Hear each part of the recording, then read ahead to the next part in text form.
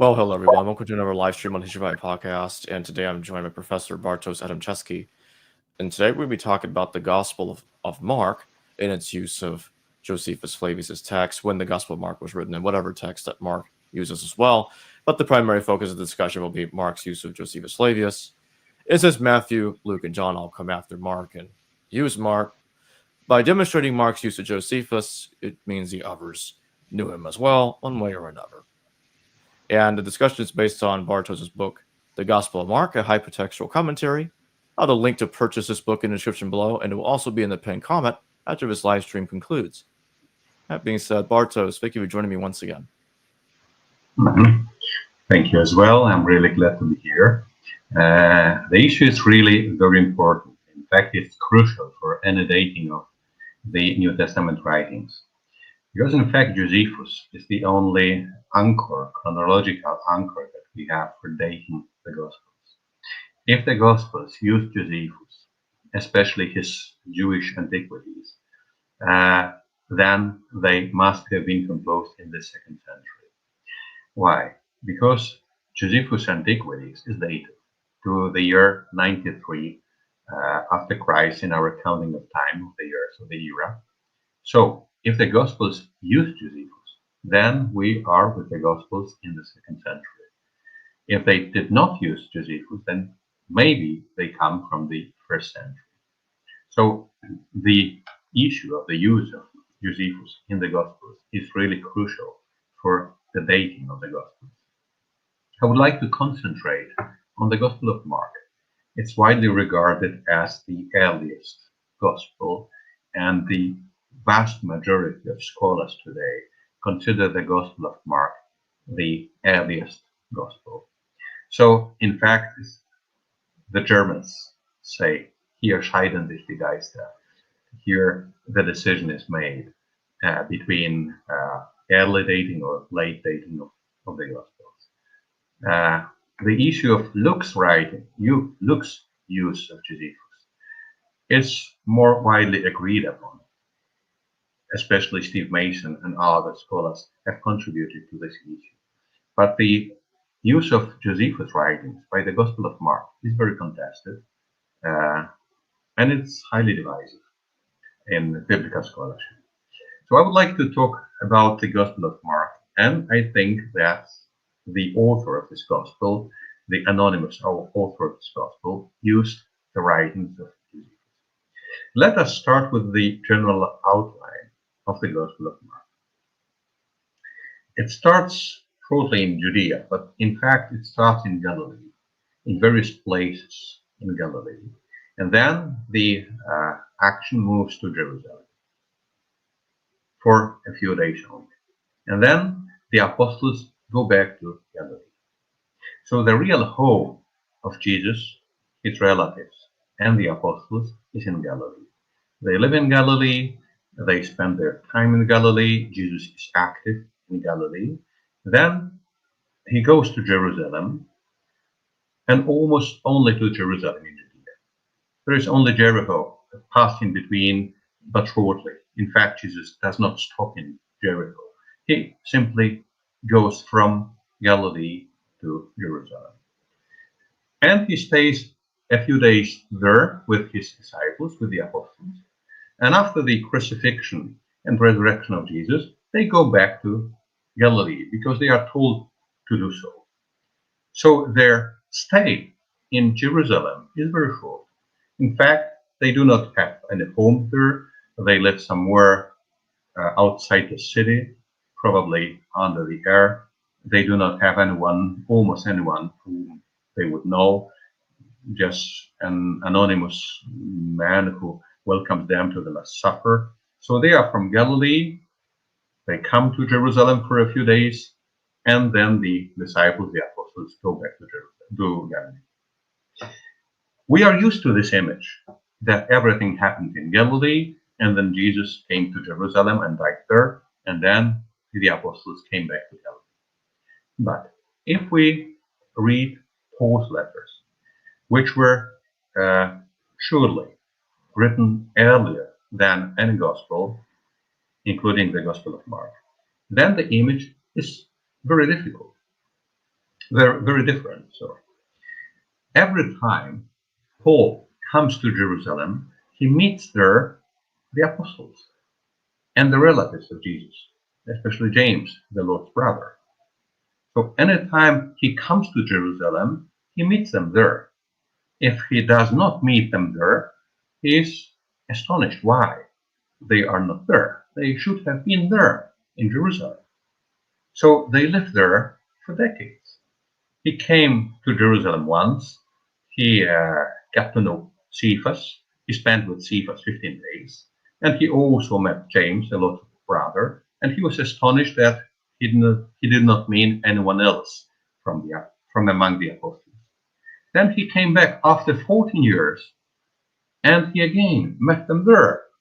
There was no internet communication at that time. There were no invitation letters at that time. So they simply lived there. They did not come from Galilee just for the so-called Jerusalem Council. They lived there always for decades in Jerusalem. So the image is very different from that we have in the Gospel of Mark. Paul suggests in his letters that both Jesus' relatives and his apostles simply had their homes in Jerusalem. They lived there. Peter, Cephas, welcomed Paul for 15 days to live with him. So he was not a guest in Jerusalem. He simply lived there. And the others also lived there.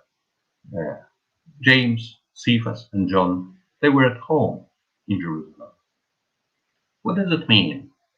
That the Markan image of Jesus' relatives and the apostles, it's quite strange that they always lived in Galilee, came to Jerusalem for a few days, and then went back to Galilee. It's almost contradictory to the data that we have from Paul's letters.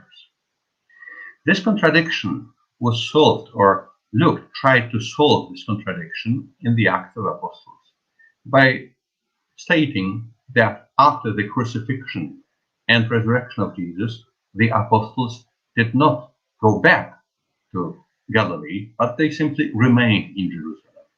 But why could it have been possible after the crucifixion, shameful crucifixion of their leader as a criminal? Why could it have been possible for them to simply remain in Jerusalem and live there instead of escaping, fleeing somewhere else from Jerusalem after the crucifixion of their leader as a criminal? So this is a mystery that Luke tries to solve, but in fact he fails to solve in purely historical terms. So we must ask, what is the source of such a strange outline of the Gospel of Mark, that instead of having everything happened in Jerusalem, Mark says that Jesus was active first in Galilee and then in Jerusalem. In fact, we encounter such a plan of the activity of the main hero in Josephus' autobiography, his vita, his bios, his life. Josephus is first shortly active in Judea, then Josephus goes to Galilee, and he is active in various places in Galilee, and then he comes to Jerusalem, and the rest of the action takes place in Jerusalem, and nothing in between. So no other places in Judea, like Hebron or other cities. So we have the plan, the general outline of the Gospel of Mark, borrowed from Josephus' autobiography.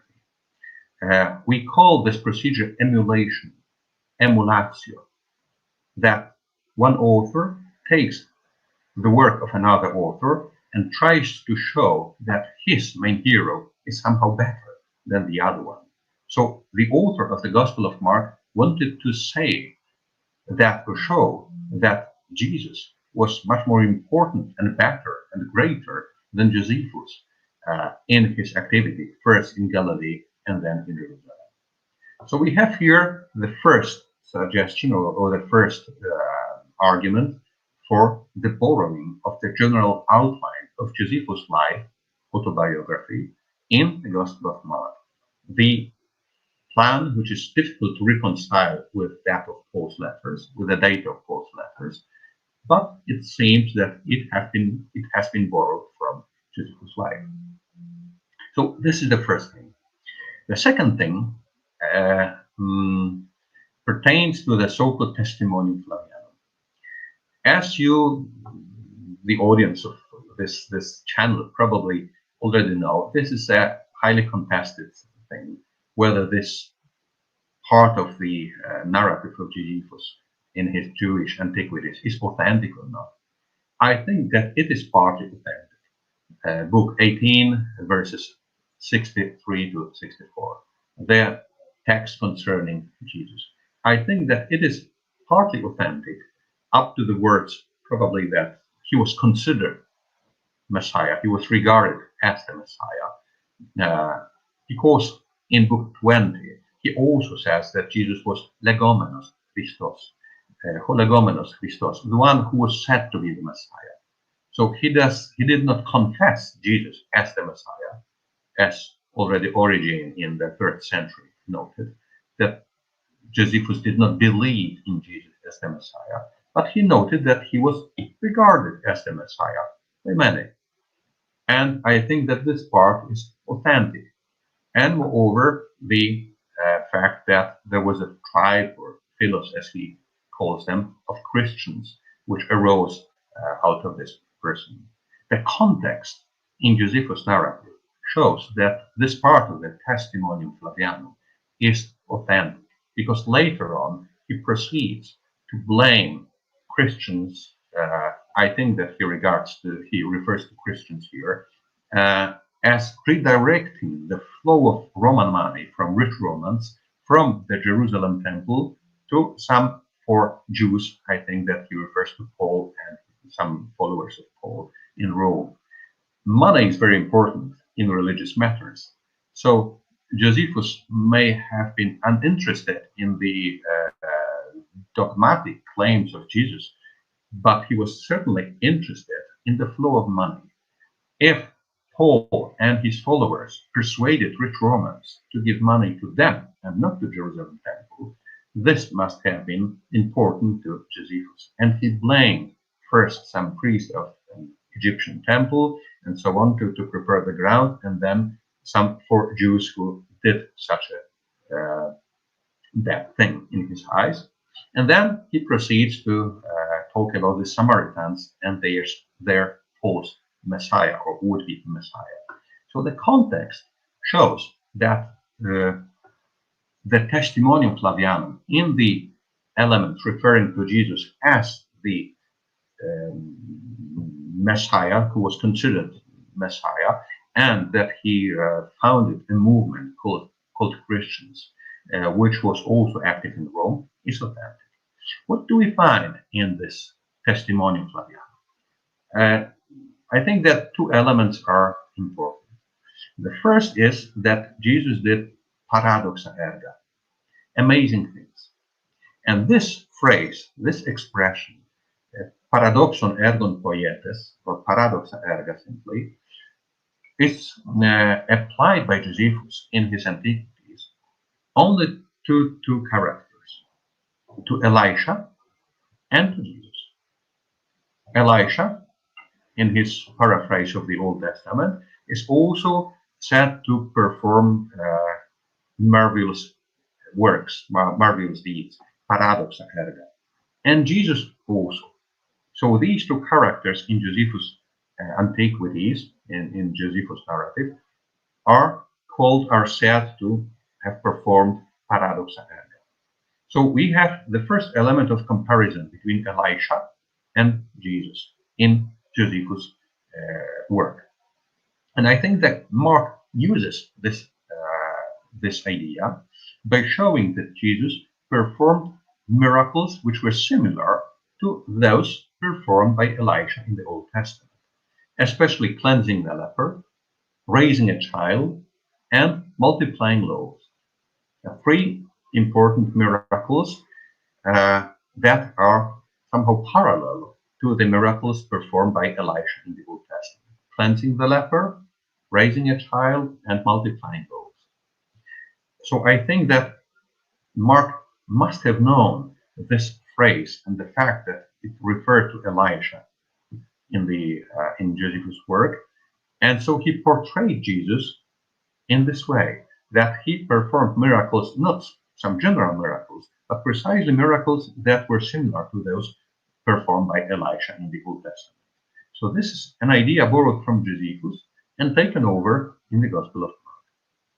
Another idea, which also comes from Testimonium Flavianum, is the presentation of Jesus as a teacher, didaskalos. We are used to this image of Jesus because we read the Gospels. But if we go to Paul's letters, there's nothing concerning Jesus as a teacher there. For Paul, Jesus is the Messiah who was crucified and risen. This is the essence of his life, his activity. He says almost nothing about Jesus teaching anything. So the image of Jesus as a teacher, didaskalos, I think it also comes from Josephus' portrait of Jesus as a didaskalos. He uses this noun didaskalos and refers it to Jesus. If we think that Jesus was called the Messiah, regarded as the Messiahship has nothing to do with teaching. Being a Messiah means being a ruler, a king, if it refers to a Davidic Messiah. So it refers to ruling, to governing, to leading people, and it has nothing to do with teaching. David was the prototype of a Messiah. Did David teach anything? No, David was not a teacher. He was a righteous king. So the Messiahship does not involve teaching. So the image of Jesus as a teacher who taught many things, I think is also based on Josephus' statement in his Testimonium Flavianum. So this is the second thing. And the third important thing concerns John the Baptist. In this year, 2025, there appeared the last volume of the English translation of Josephus' Antiquities. Daniel Schwartz did it, and it came out by Brill. So if you go to this work and look at the part which is devoted to John the Baptist, it's book 18, verses 116 to 119. Daniel Schwartz rightly says that if not for the sake of the Gospels, we would have never thought that John the Baptist was active before and not after Jesus. The reference to John the Baptist comes after death to Jesus. Moreover, he dies not in Galilee, but in Machaerus, which is quite natural. So both the date of John the Baptist's death, around 36, shortly before the end of Herod Antipas' rule in Galilee, so around 36, and in Machaerus, so both the time and the place of the death of John the Baptist are quite natural in historical terms. Moreover, in Josephus' writings, he has nothing to do with the Jordan River, with the wilderness, and so on. He is simply an immerser who immerses people in order to cleanse their bodies because their souls have already been purified by righteousness. So we have here an astonishing thing in the Gospel of Mark, who claims that John the Baptist lived and was active and died before the activity and death of Jesus. Moreover, that he died not in Machaerus, on the border between Herod Antipas and Aretas in Transjordan, which is the modern Hashemite kingdom of Jordan, when they go there to Machaerus, but he died in Galilee. So Mark transposes both the time and the place of John the Baptist's activity and death from the year 36 and Transjordan to much earlier, before the life and death of Jesus, and to Galilee. Moreover, he associates John the Baptist with the Jordan River and with the wilderness. So these data are not taken from any oral tradition because they contradict the data that we have in Josephus, which are quite natural, and there's nothing that would be suspicious to us in Josephus' account of John the Baptist. So Mark needed John the Baptist as one of the prophets who foretold or prepared the way of Jesus. Why? Because he read the introduction of Paul's letter to the Romans, that the gospel was foretold by the prophets. And that is why at the beginning of Mark's gospel we have two prophets. One scriptural prophet, Mark, in his text, quoted at the beginning of the gospel, which is strange. Mark is not a biography. He does not begin his work as a biography. He begins his work with a quotation from the scriptural prophet Isaiah. And the second is John the Baptist, made to be a prophet. He was not a prophet, but Mark makes him a prophet like Elijah. So we have two prophets there foretelling or preparing the way of Jesus. And that is why Mark transposed John the Baptist from after to before the activity of Jesus.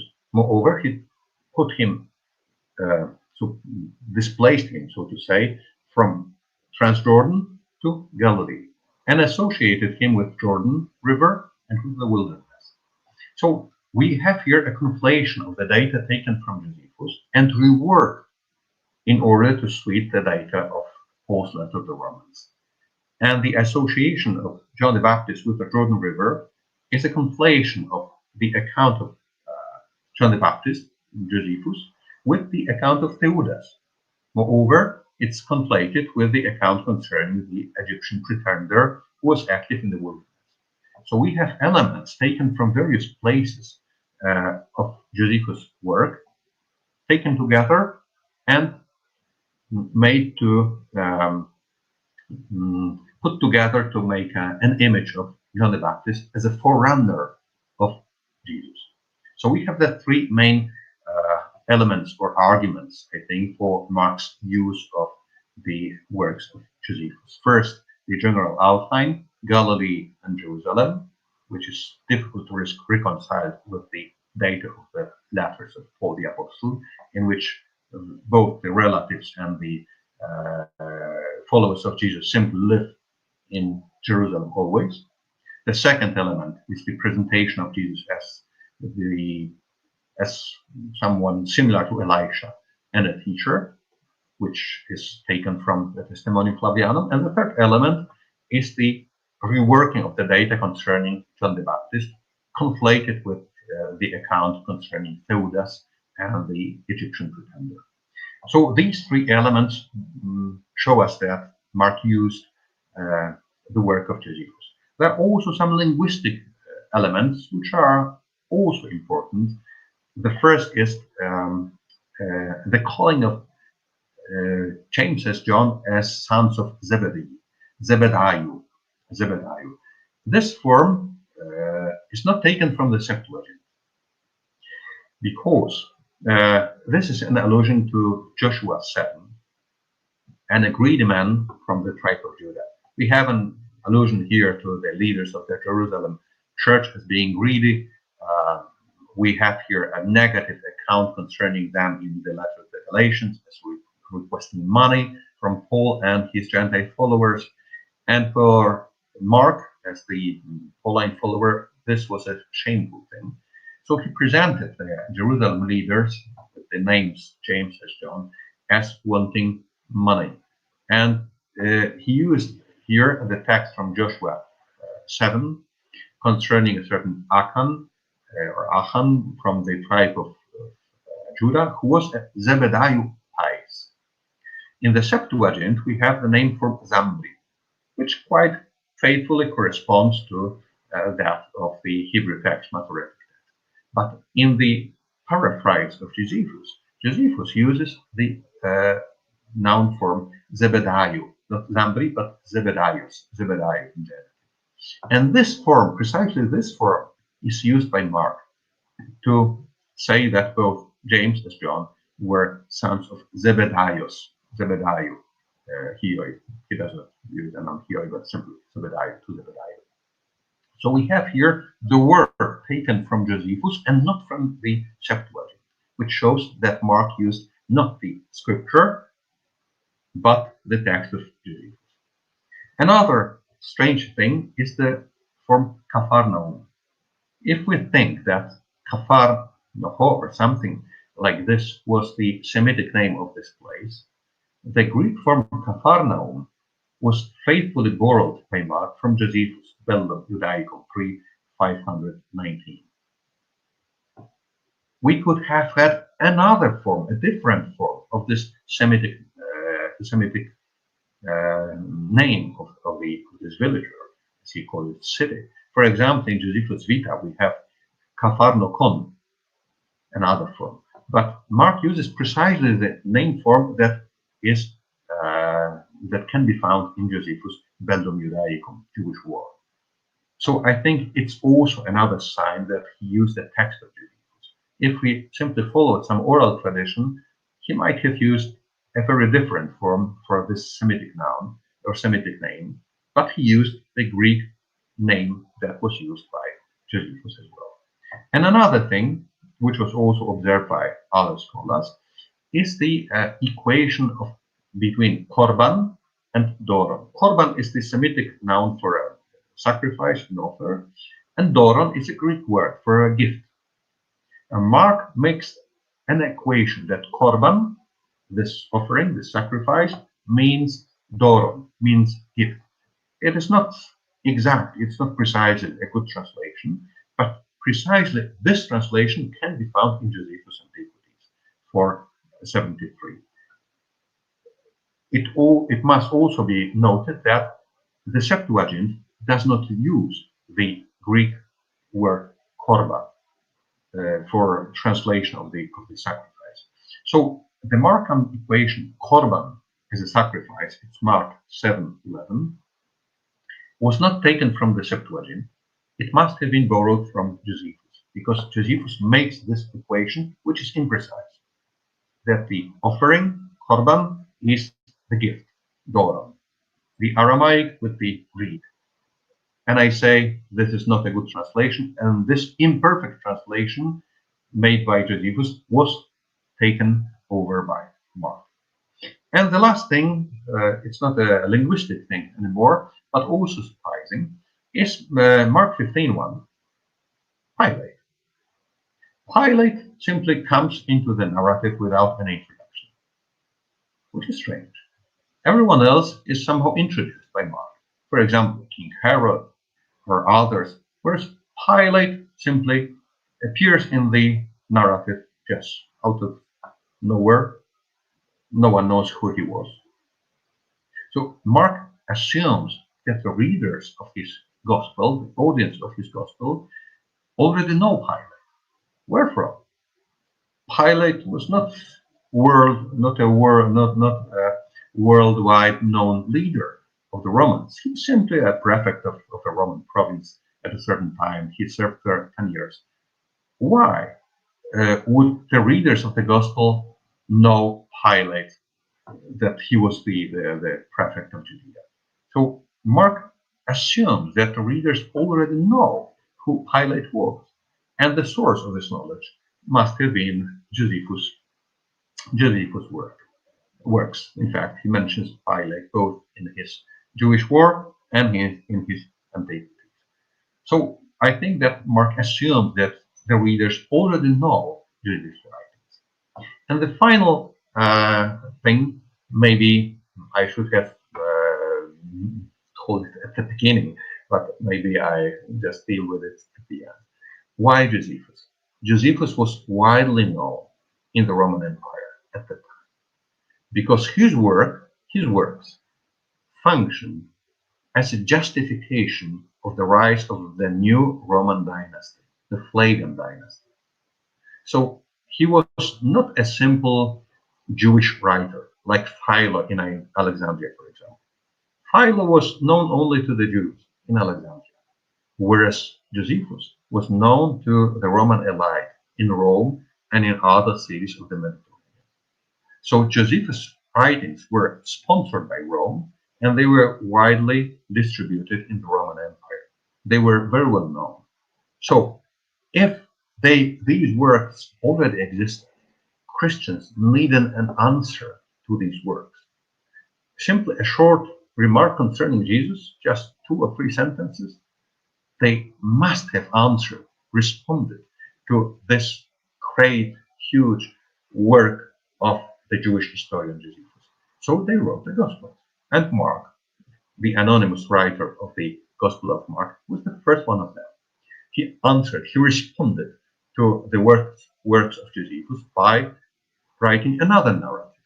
Now concerning Jesus, not just 2 or 3 sentences, but the whole life of Jesus, which somehow resembled or emulated the life of Josephus, first Galilee and Jerusalem. So we have a reason for borrowing so many things from Josephus' works. Early Christians needed an answer to this history of the Jewish people, including the history of the Jewish people at the time of Jesus. So this is what I think it's important in our question.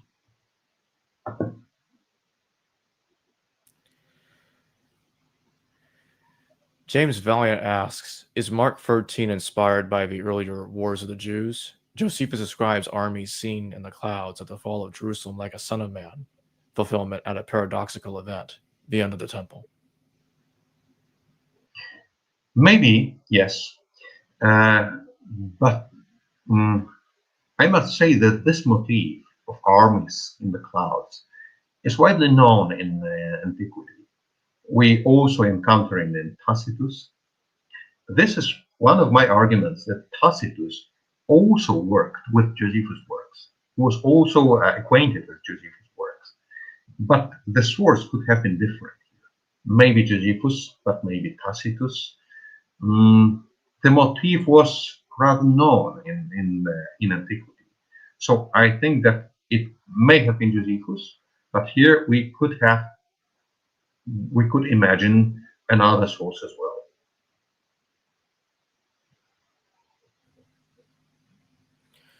What do you make of arguments that some scholars make when they attempt to say, well, Josephus isn't being specific about John the Baptist's death being after Jesus, that the passages could still work with an earlier dating of John's death? What are the problems of that conclusion?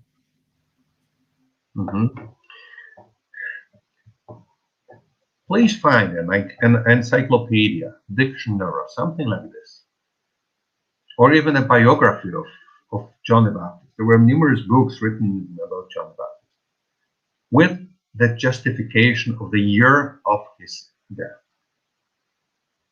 Normally, scholars simply assume that he died some time before Jesus' death. Take Bruce Chapman, for example. He moves everything to the time of the year 19 in order to make a claim that it must have happened earlier than the activity and death of Jesus. So, in fact, if you consult dictionaries, encyclopedias, and so on, you have no great discussion concerning the year of John the Baptist's death. Why? Because, as I say, and I'm really glad that Daniel Schwartz wrote it this year. Please go to this translation of Josephus' works, published this year by Brill. And he said it and stated it clearly, that the only reason for us to think that John the Baptist died before the death of Jesus are the Gospels. If we read Josephus' narrative quite naturally, neutrally, as we would say, the most natural way of reading his work is that John the Baptist was active and died after Jesus and not before Jesus.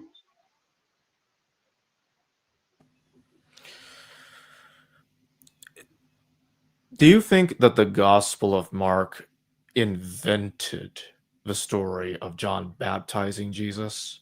Because in Josephus never specifies that John baptized Jesus. So do you think Mark created that narrative?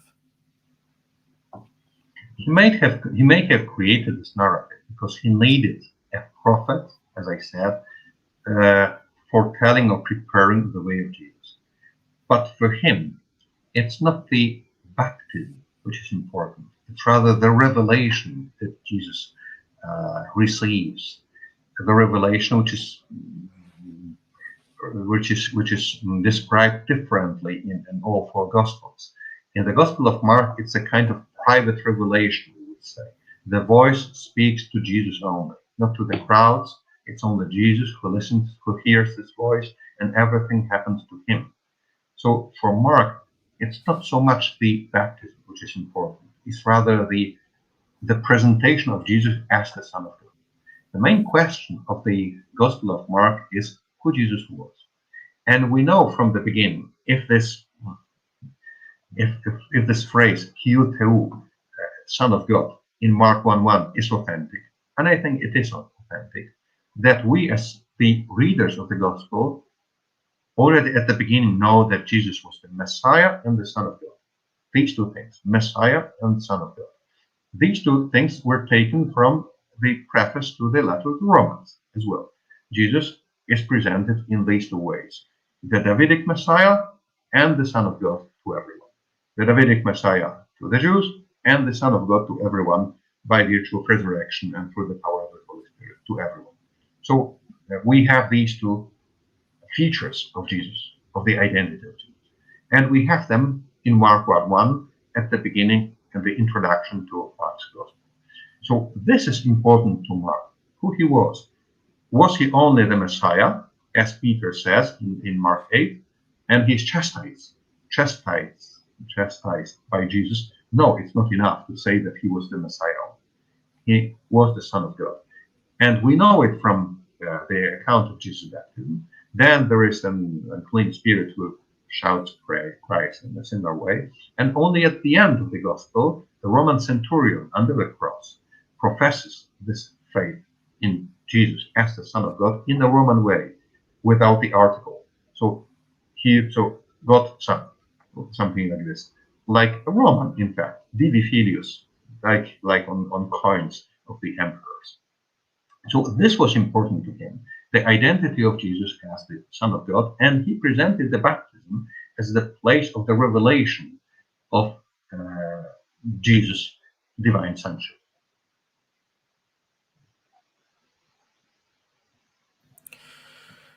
And what do you make of that narrative in Mark about Herod Antipas ordering John's death because John was complaining that Herod was marrying his own niece, Herodias? Because in Josephus, he doesn't specifically state that that was the reason for John's death, but he states that Herod Antipas feared something about rebellion coming from John the Baptist and John's activities. So John was taken to Fortress Machaerus and executed. And the manner of his execution is not even mentioned. There's no beheading. What do you make of all that? This is a good question, because the issue here is very complex. In my commentary on the Gospel of Mark, I argue that we have three main sources here. The first one is Josephus. And I say that Mark knew it from Josephus, the whole thing that John the Baptist was killed and so on. The second source is Paul's letters. As I argued in my commentary, Mark is a Pauline gospel, and it borrows a lot of elements from Paul's letters, only that it reworks these data, these elements. It's not a quotation from Paul's letters. It's a kind of illustration of the ideas of Paul's letters. And here we have the idea of the clash between Paul and Cephas. Cephas was the leader of the Jerusalem community, and for this reason, Herod is strangely called king here, although he was not a king. He was a tetrarch only, but in this fragment he is called king. So Herod, in fact, functions here as a alter ego, so to say, of Cephas, and Herodias is Barnabas. So and Paul, of course, stands for Jesus. And that is why we have this strange way of executing John the Baptist, with his head put on a platter, which is strange. Normally, if you consider, for example, Perseus to the head of Medusa or other things, Normally, hats were taken also in the book of Judges in the Old Testament.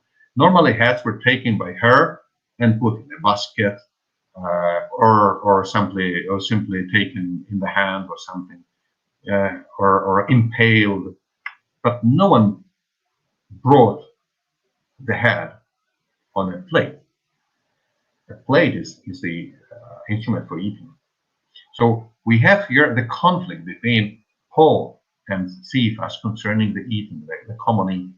So we have here the second source, Paul's letter, especially the letter to the Galatians. And the third source, strangely, is Herodotus and his histories. We have a similar incident at the Persian court. And I also referred to this story from Herodotus' histories, in which we have a similar, I would say, a court stratagem to persuade the king to do something. So we have at least three sources or three texts which are conflated here: Josephus, Paul, and Herodotus. And that is why this narrative is so strange, because we have a mixture of various elements here. It's not a simple narrative. It's very complex, in fact, because of the complex ideas. And the most divisive issue for early Christianity, the issue of table fellowship.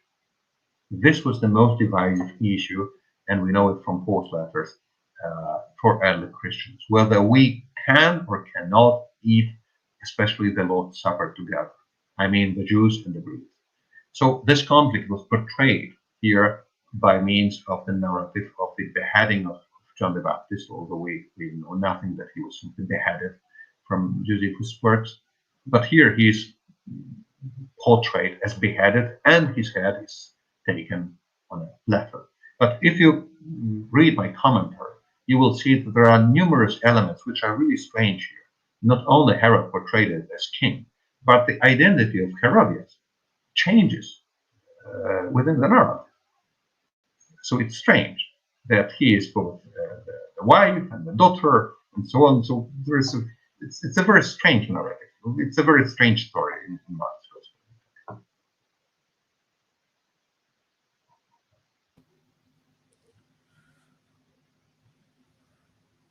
Why do you think Mark wanted to make Jesus imitate Josephus's life and make him better than Josephus? What was the goal, the literary goal, that you think Mark was employing?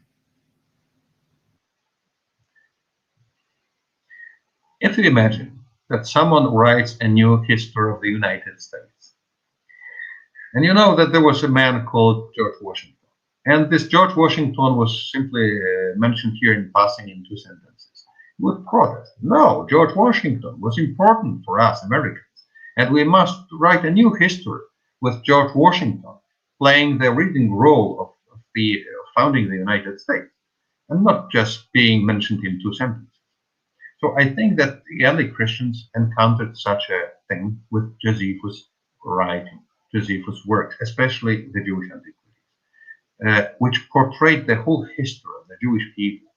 Numerous persons, numerous characters. There's the whole family of the Herods with their wives and their marriages. And there's a panorama of various personalities here, more or less important. There are, in fact, hundreds of various personalities, characters in this work. And Jesus is simply one of them, a minor character appearing somewhere between various things that happened in Judea during or under Pontius Pilate. He was only mentioned in passing in two or three sentences. For Christians, it was unacceptable. They must have written something that would present Jesus as an important person, the crucial person in the history of the Jewish people and in the history of humankind. And that is why early Christians wrote Gospels.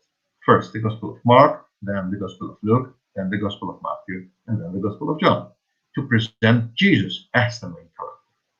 Today, we know almost nothing about, in our modern culture, we know almost nothing about Josephus. Maybe specialists, scholars know who Josephus was, Flavius Josephus. And his works were copied by Christians because they also referred to Jesus. And this was the only reason that they were copied by copyists, which is hard work to copy such a huge work. So Josephus would have been totally forgotten if not this short remark concerning Jesus.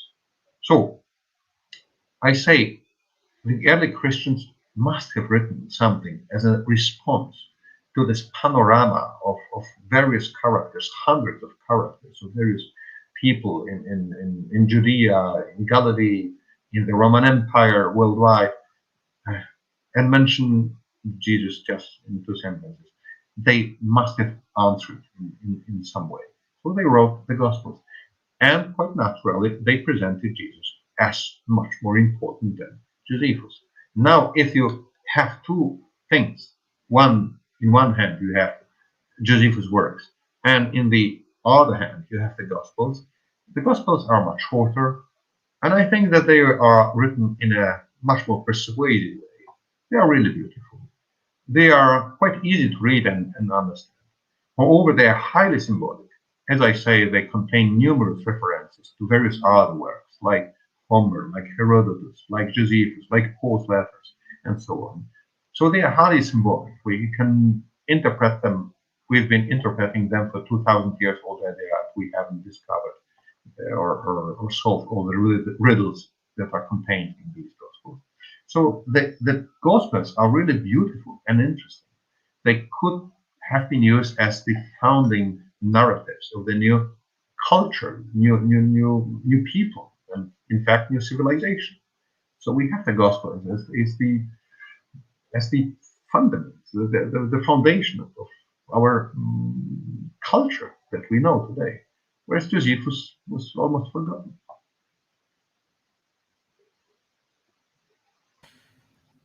We have another question from James Valiant. The Roman conquest also began in Galilee and climaxed in Jerusalem with the fulfillment of Jesus' apocalypse. Could that be related? Yes, of course. But how do we know it? We know it all from Josephus. The whole history of the Jewish war is known to us from the works of Josephus. That everything started in Galilee, that there were first clashes or fightings in Galilee, and then that the action moved to Jerusalem. Maybe there were also other battles or other skirmishes somewhere here or there, but from Josephus we only know the things in which he was involved. He was one of the leaders of the uprising in Galilee, and then he was active in Jerusalem. So we only know these two things. We know nothing about other places, although we know that the uprising, the war, took place in other places as well. For example, on Masada or in other places.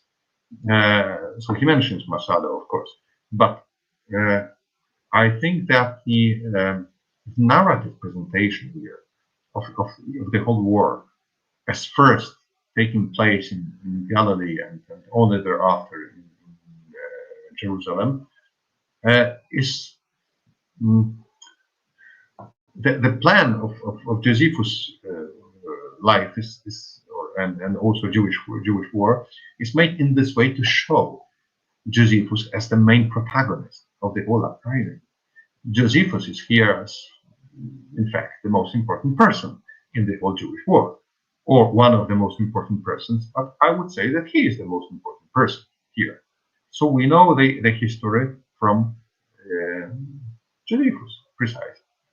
And this narrative presentation is taken over by Mark. First, the activity in Galilee, in various places, especially, this is also important, in the cities surrounding the Lake of Galilee. Galilee was great, much greater than simply the region of the Lake of Galilee. Whereas both in Josephus and in the Gospel of Mark, everything happens around the Lake of Galilee, more or less. So I think that again we have here a trace of the use of Josephus in the Gospel of Mark.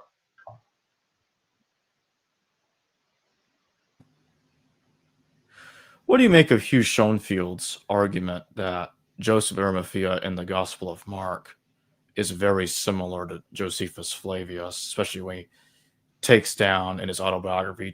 He takes 3 men down from crosses, and 2 of them die, and 1 of them survives.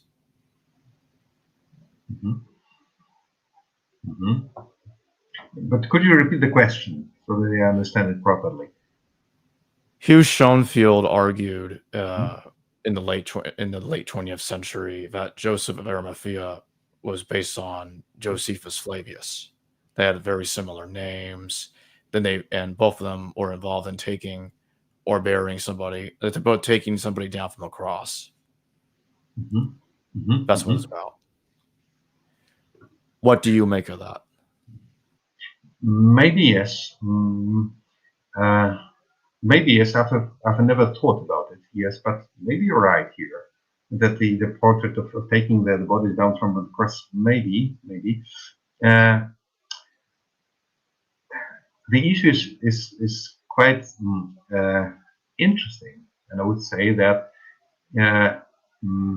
because of the name Arimathea, it could be Ramathaim, and I think that it's a reference to Ramathaim, which is known to us from the books of Samuel.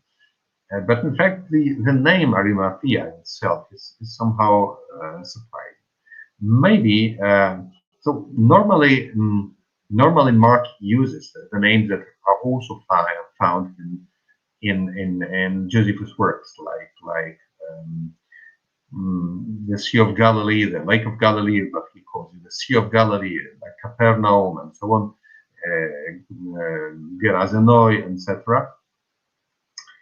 Maybe the image here is also taken from Josephus here. I could have imagined here other sources as well, but maybe you're right. It's precisely Josephus.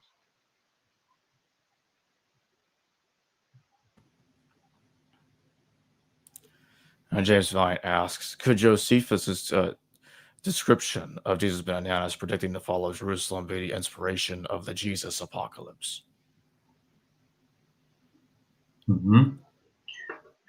This is the motif that pervades the whole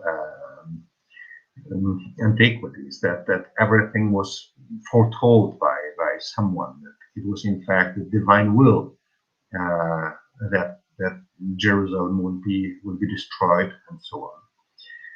I think that it may have been an inspiration for the Markan Apocalypse. The thing is that Jesus proclaims this, so to say, that this fall of Jerusalem, not in Galilee, but precisely in Jerusalem.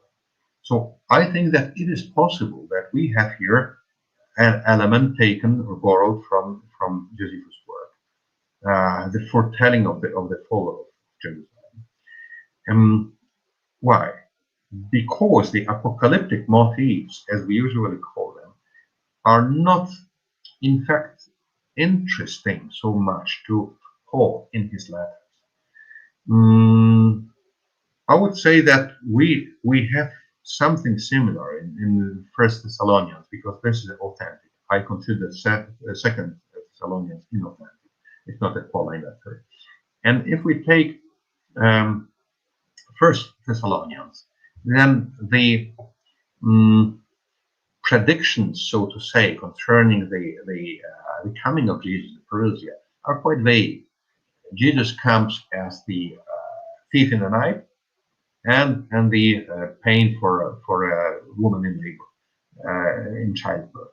So we have a male and image and female image here, but both are quite vague. We never know when Jesus comes. It's a surprising element for us, surprising time. So in First Thessalonians, we have no answer concerning the time of the coming of Jesus. The whole scenario of events that would precede the coming of Jesus can be found in Second Thessalonians, which is non-Pauline, as I think. But it is also, it may have been borrowed from Josephus' works, because here the fall of Jerusalem is taken as an example of the divine intervention in the history of the Jewish people. So I think that this idea could be right, that we have here something which is not borrowed from Paul's letters. Mark elsewhere quite faithfully, I would say, illustrates the letters that the ideas that he finds in the letters of Paul.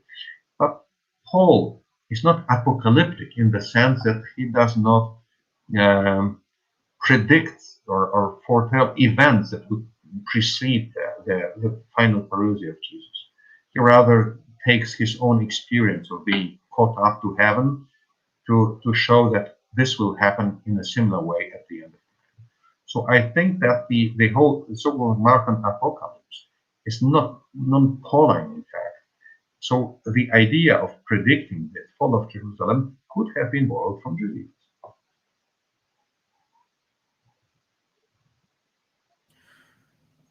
And what do you make of that story in Josephus where Jesus has been Ananias is brought before Governor Albinus and then he is released?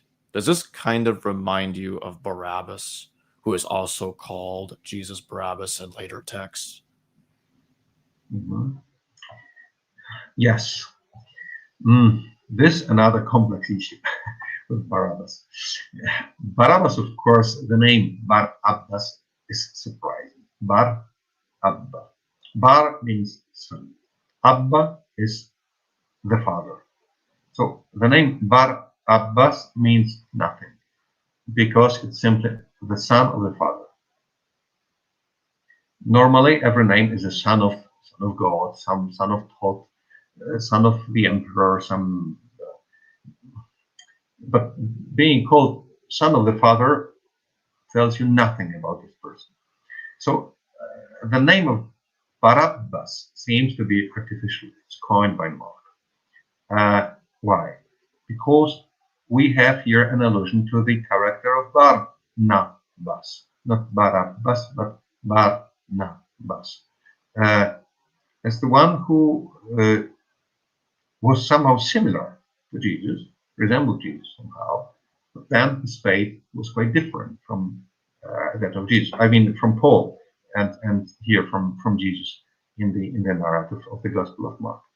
So I think that the main aim of the presentation of Barabbas here in the Markan Gospel was to make an allusion to the person or character of Barnabas, who was somehow similar to Paul in historical terms and to Jesus in terms of the narrative of Mark, but then their ways parted somehow.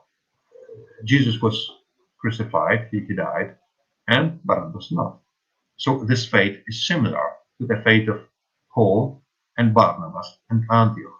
Paul was forced to leave Antioch, and he never came back to Antioch, at least in his own letters, whereas Barnabas was spurred by the party of the men of James and by Cephas as well. So I think that the person of Barabbas, in fact, alludes to the person of Barnabas, again, in the most divisive issue of early Christianity, the issue of table fellowship.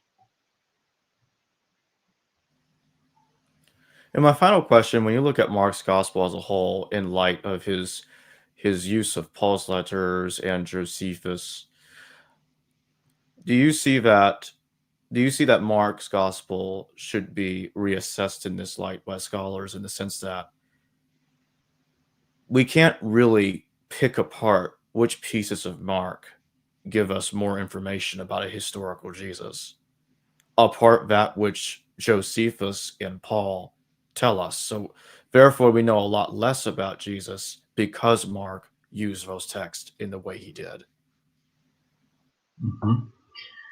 I think that scholars begin to realize it, and they began to realize it long ago already. I mean, what the Gospels are. The Gospels are not biographies. Here I must disagree with Richard Barrows, who wrote that the Gospels are biographies. No, they are not biographies. Especially the Gospel of Mark is not a biography. The Gospel of Luke, in formal terms, in its literary genre, somehow resembles an ancient biography. But the Gospel of Mark is not a biography. As I said, at the beginning, we have the simple line of Archetu Evangeliu Jesu Christu Hiotevu, at the beginning of the Gospel of Jesus, the Messiah, the Son of God. And then we have a quotation from Isaiah the prophet. And then we have the appearance of John the Baptist, presented as a prophet as well. So we do not have a normal introduction to any biography. So the Gospel of Mark is not a biography. We shouldn't consider the Gospel of Mark a biography of Jesus. In fact, all the Gospels that we have are, I would say, constitutions of the early church in a narrative form. Their aim is to show Jesus as the founder of the church as we know it. I mean the Pauline church. All the Gospels were written by the followers of Paul. So their aim was to present Jesus as the founder of the church as we know it. So the church as the Pauline or post-Pauline church.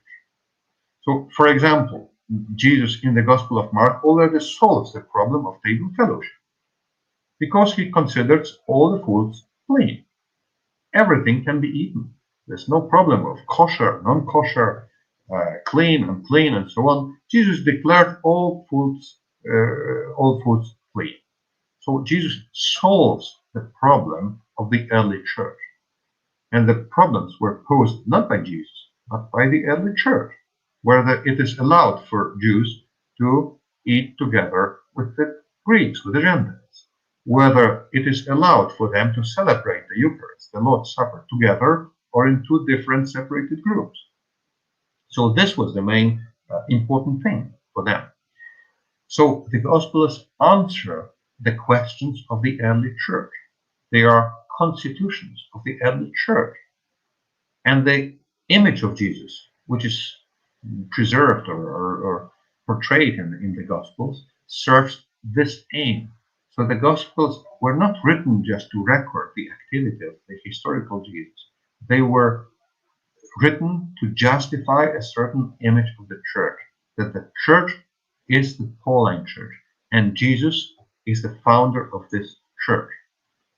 And I think that scholars realize it, and we as scholars realize it already long ago, that the Gospels are not simply historical narratives in terms of modern history.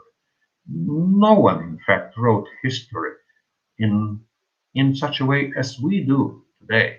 Maybe Thucydides tried to write a history in terms that would be similar to our way of writing history. But if you take Herodotus or even Josephus, who claimed that everything was written by an autoptist, by an eyewitness, and so on, and then we have things that are certainly not historical. They are great exaggerated, and so on and so on. So the way of writing history 2,000 years ago was different. History was written in order to show a certain idea, to claim for a certain idea, to justify a certain idea, and not so much just to record things. There were other literary genres, like chronicles or something, that were taken to be more historical, where such narratives about, for example, take Plutarch and his view parallel lives. There's a certain idea behind it, just to show the relationship between Greece and Rome and so on, and not just to record history about Numa Pompilius, about Solomon, and so on. So the Gospels were written in such a climate, and we need to understand that the aim of writing the Gospels was different. I'd like to remind everybody real quick that the link to purchase the Gospel of Mark, a hypertextual commentary, will be in the description below and in the pinned comment. And that being said, Bartosz, thank you very much for joining me today. Thank you very much as well. Thank you. I think it was interesting discussing with you and also with the audience, with the hearers of our channel. Thank you very much. Hello viewers, thanks for watching this video from the History Valley YouTube channel.